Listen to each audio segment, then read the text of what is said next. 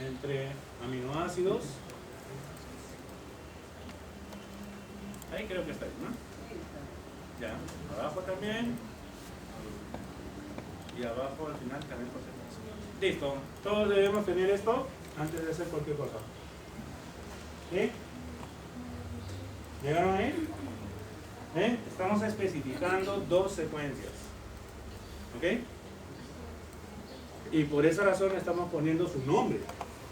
Porque el resultado que voy a obtener debe decirme, esta es la secuencia 1, esta es la secuencia 2, y para ver comparación en qué letras tienen alguien y qué letras no lo tienen. Bien, vamos a ver qué nos dice sí. Algoritmo es BLAST-P porque es proteínas y nada más. BLAST. Entonces, hagamos clic en BLAST.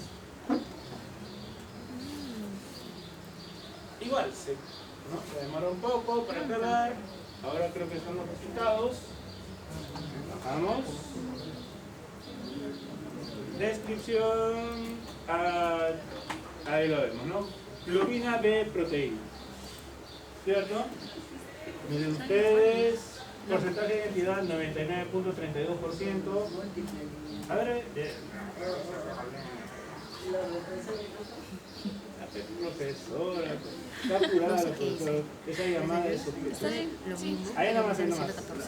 Miren, la comparación que hemos hecho entre las dos secuencias. Porcentaje de identidad 99.32%. No es 100%. El valor de E, miren, dice 4E menos 111. 4 por 10 a la menos 111. ¿Ok? Es 0.00000. 10 ceros y 4. ¿No?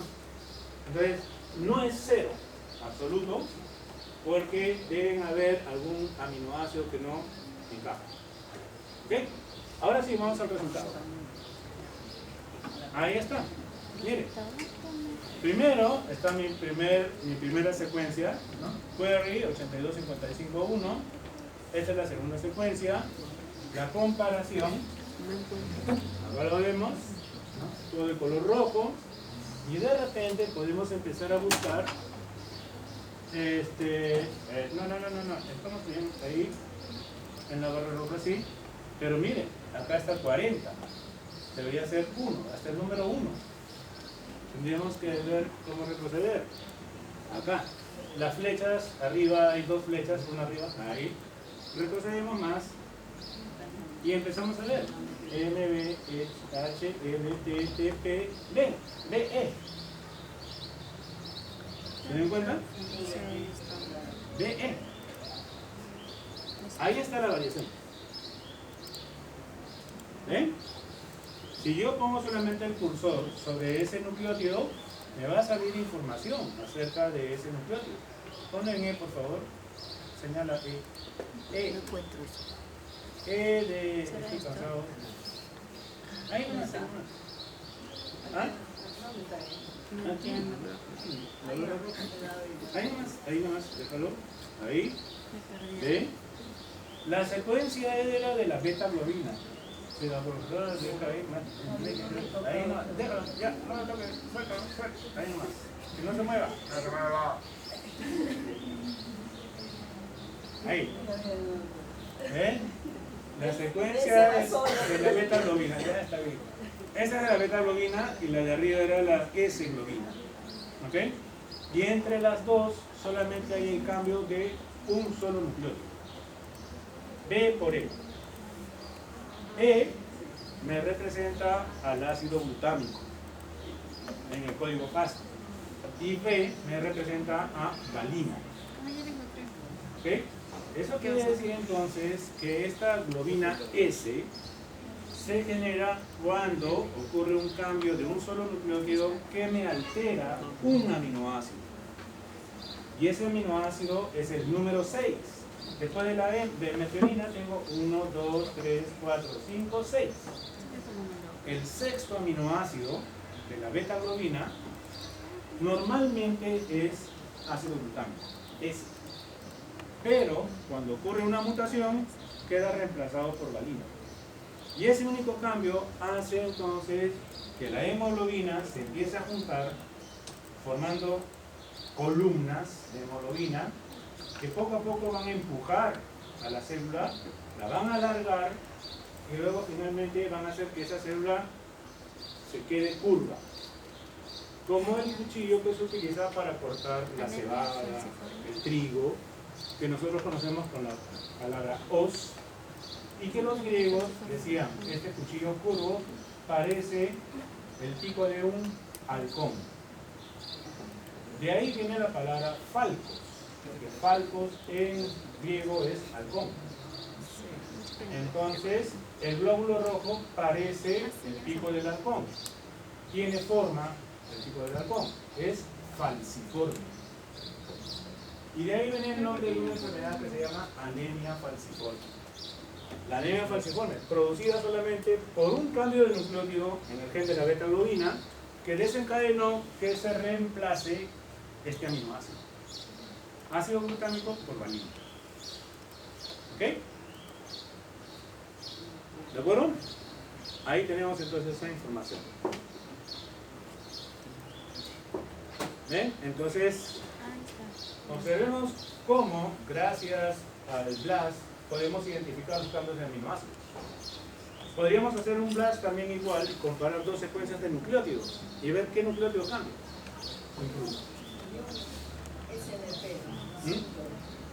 Un solo nucleótido cuando cambia, ¿ok?, puede generar lo que se llama un polimorfismo de un solo nucleótido. La guía nos habla de polimorfismos. ¿Qué es un polimorfismo? En realidad es una mutación.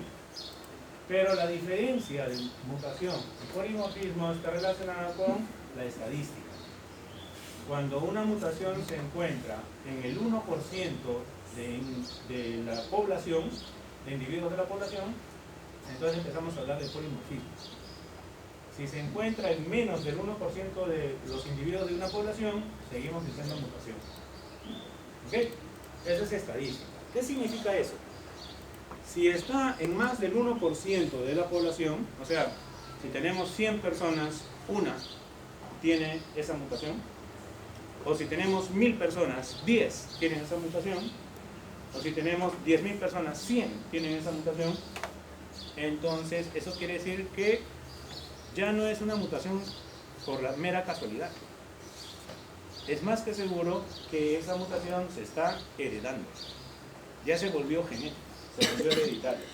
Y cuando se vuelve hereditaria, entonces se transmite a través de las generaciones. Los polimorfismos son transmitidos a través de las generaciones. ¿Okay? Si yo tuviera este cambio de la secuencia, muy probable que uno de mis hijos pueda recibir ese pico o esa secuencia cambiada. A eso se trata. ¿De acuerdo? Hay polimorfismos que tienen que ver con cambios, pues, de decenas de nucleótidos. Hay polimorfismos que tienen que ver con cambios de un solo nucleótido. Si fuera ADN, ¿no? Un solo nucleótido. En ese caso hablamos de los polimorfismos de un solo nucleótido, o también llamados SNP. ¿Ok? SNP. Vuelvo a decir, ¿y para qué, profe, me sirve todo eso? ¿Qué deberíamos estar almorzando? ¿Qué estamos haciendo acá? ¿No? Mi tóxica acá, mi tóxico, esto que me llama hace rato y me está interrumpiendo la clase. ¿Ok? Etcétera. Yo no digo nombres, que siga esa medida. ¿Ok? ¿Por qué razón estudiamos esto?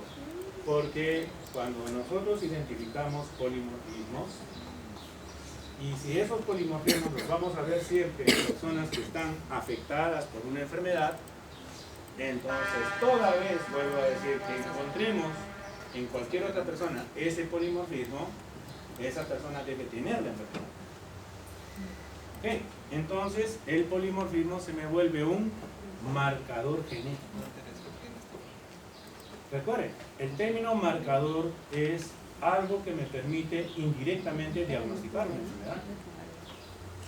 Cuando yo hago o mando a hacer una prueba de transaminasas en sangre de una persona y veo que los valores de transaminasas de esa persona están elevadas en sangre, ¿qué es lo que digo? ¿Alguien sabe por qué razón los valores de transaminasas en sangre pueden estar elevadas? ¿Bioquímica? ¿Algo de fisiología? ¿No? ¿Sí? Por ahí quieren hablar, pero son modestos. Lo primero que yo digo es que acá tiene el hígado malo. Puede tener hepatitis. Pero un momento, ¿le hemos cortado el abdomen para ver si el hígado está hasta las patas? No, hemos hecho un diagnóstico indirecto. ¿Por qué? Porque toda vez que una persona tenga hepatitis, la destrucción de los hepatocitos hace que las transaminasas se eleven en sangre. ¿Ok? Entonces ahí está la relación. Por lo tanto, si una enfermedad genética es producto de una mutación, toda vez que encuentre la mutación, debe estar presente en la enfermedad. Y lo que decía, pues, eso me lleva entonces al diagnóstico temprano. ¿Ok? Ese es el objetivo de la medicina. Diagnóstico temprano. ¿Estamos? Muy bien. Cerremos y vamos finalmente al último programa. Vamos a hacer cachinca. Ahí ustedes tienen datos acerca de lo que vienen a ser polimorfismos, que son mutaciones de un solo nucleótido, de varios nucleótidos o incluso hasta de cromosomas enteros. Por ejemplo, las trisomías. Sigue por favor. Y el uso de polimorfismos como marcadores genéticos, ¿no? Así que eso lo van a revisar ustedes. Otro dato que me interesa mucho que ustedes aprendan a utilizar está relacionado con una base de datos. Vamos primero, por favor, a internet.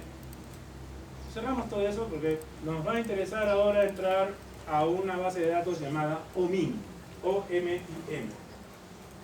En Google directamente. Porque antes de ver lo que vamos a ver ahorita. No está. Ahí está la secuencia. A ver, OMIM, no. Bueno, no es la página original, pero cierre eso, por favor, si puedes ir a la página original.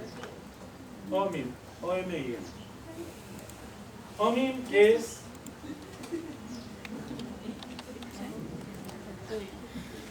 herencia mendeliana en el hombre online. ¿Ok? ¿Esto por qué? Porque había un libro, bueno, era una publicación que poco a poco fue creciendo tanto que al final su última edición tenía más de 20 tomos. ¿Ok?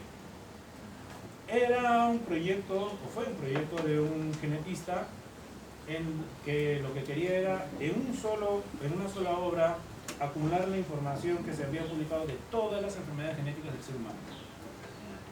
Al principio, la edición número 1 era un libro de 200, 300 páginas. La última edición, después de un par de décadas, fue, como digo, de 20 tomos, más o menos del mismo número de páginas.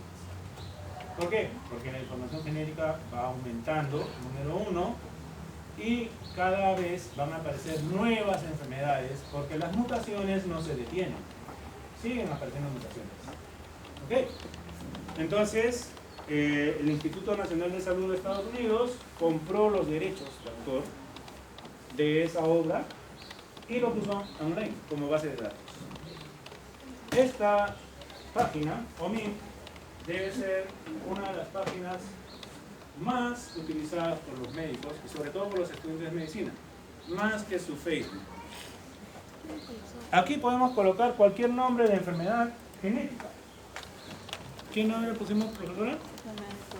Diabetes, ¿no? Diabetes mellitus type 1. Diabetes mellitus de tipo 1.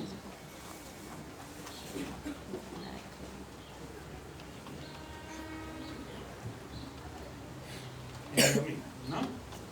Miren ustedes, cada etiqueta que ustedes ven ahí es una variante de la diabetes mellitus de tipo 1 con características específicas. ¿Ok? Vamos a ver una de ellas. La número 1. Hacemos clic en la número 1 y vamos a ver qué información se tiene. Miren, está el nombre, algunos títulos alternativos o sinónimos, o por ahí como van a ver, aliases, ¿no? Alias, ¿no? Nombres alternativos. Podemos seguir subiendo. Localización citogenética, miren, 6P213. Brazo corto, brazo P, del cromosoma 6. región 21.3. Si ustedes hacen clic ahí, van a entrar a un mapa del cromosoma 6 y ubicar exactamente el lugar donde está. ¿Ok? Sigamos, mejor, muy bien. Subimos. Texto, descripción, características clínicas. Y hay mucha información ahí que también se actualiza, no sé, cada 3 semanas o cada mes, creo. ¿Ok? Hay gente que se encarga de revisar todas las publicaciones sobre esta enfermedad y las coloca aquí, en esta base de datos. Por esa razón ustedes ven, por ejemplo, características clínicas. ¿Qué características clínicas hay? Los diferentes autores que vemos, dicen, ¿no? Gunglen notaron heterogeneidad de las características inmunológicas. O sea, todas las publicaciones van siendo colocadas acá. Sigamos bajando. Características bioquímicas, otras propiedades de la enfermedad, patogénesis, cómo se genera la enfermedad a nivel celular. Más abajo debemos tener información de la enfermedad a nivel molecular. ¿Sí? Sigamos bajando, profesora, ya nos estamos terminando. Herencia, tipo de herencia. ¿Ven? ¿Qué genes están relacionados a la diabetes tipo 1? Mapeo del gen. Todos los artículos que se han dado respecto al mapeo del gen. Seguimos bajando.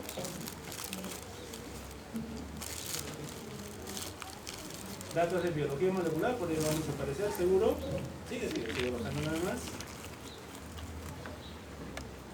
Asociaciones con HLA, recordemos que la diabetes de tipo 1 es considerada una enfermedad autoinmune. Por ahí vemos, entonces, ¿qué más? Ahí, genética molecular. A nivel molecular, cuáles son los exones, los intrones, etcétera. Sigamos.